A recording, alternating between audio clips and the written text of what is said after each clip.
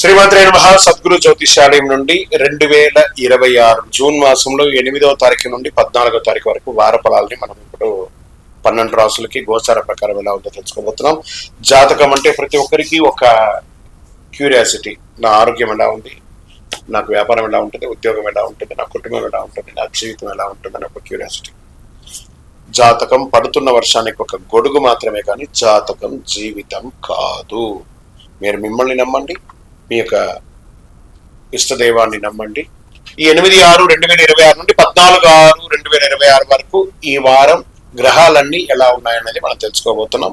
రవి వృషభ రాశిలో ఉంటారు, బుధుడు వృషభ రాశిలో ఉంటారు, శుక్రుడు మిథున రాశిలో, కుజుడు సింహరాశిలో, గురుడు మిథున రాశి నుండి కర్కాటకానికి, శని మీనరాశిలో, రాహు కుంభరాశిలో, కేతు సింహరాశిలో ఉన్నారనమాట. ఈ వారంలో బుధ గృహ ప్రభావం వల్ల విద్య, ఉద్యోగ, వ్యాపార రంగాల్లో కొత్త ఆలోచనలతో ముందుకొస్తాయి. శని ప్రభావం వల్ల కొంత ఆలస్యం ఉన్నప్పటికీ కృషి చాలా అద్భుతంగా ఉంటుందని మాత్రం చెప్పడం జరుగుతుంది.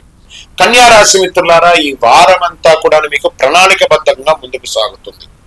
చాలా అద్భుతంగా ఉంటారని కూడా చెప్పచ్చు. పనుల్లో పురోగతి ఉంటుంది. వ్యాపారంలో ఆచి తూచి కాస్త వ్యవహరించండి. కొత్త పెట్టుబడులు ఏది పెట్టకండి. ఆశాజనకంగా ఉండే వాటిని కొంచెం జాగ్రత్తగా ఉంటే బాగుంటుంది. పార్ట్నర్షిప్ లో గొడవలు రాకుండా చూసుకోండి.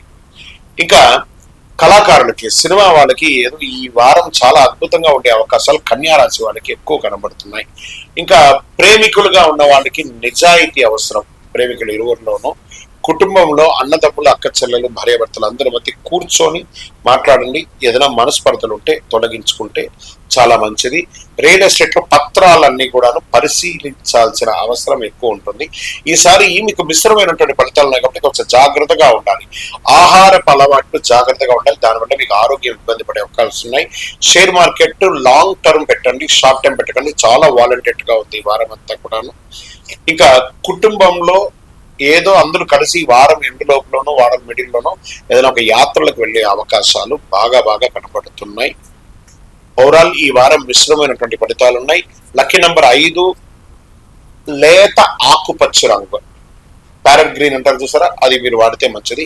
ఈశాన్య దిక్కు చాలా కలిసి వస్తుంది. ఓవరాల్ మీరంతా కూడాను ఒక ఆంజనేయ స్వామి వారికి హనుమాన్ చాలీసా పారాయణం చేయండి.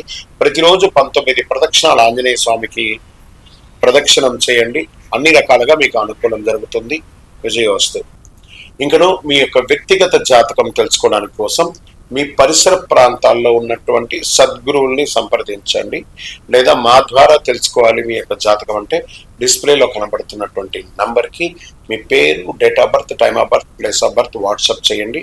ఇంకను అతి శక్తివంతమైనటువంటి అనుగ్రహం పొందడానికి మంచి అద్భుతమైనటువంటి 48 రోజులు పూజ చేసినటువంటి కరంగాలి మాలను ధరించండి. ఆరోగ్యంగా ఉండండి, ఐశ్వర్యంగా ఉండండి. విజయోస్తు.